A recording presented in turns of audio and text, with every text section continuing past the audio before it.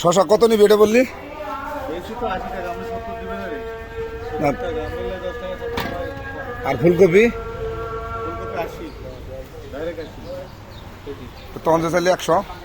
তো কখন চাইছি আর কমার সময় রাখবো না ভাই, কাস্টমার আছে না, কাস্টমার 100 ব্যাপারও কাস্টমার আছে, 100 ব্যাপারে ফুলকপি 100 বেশি। আর বাঁধাকপি?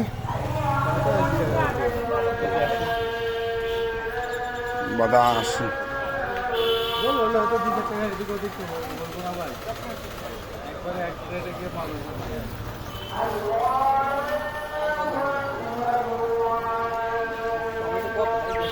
ফুলকপি কি এটা তুই না?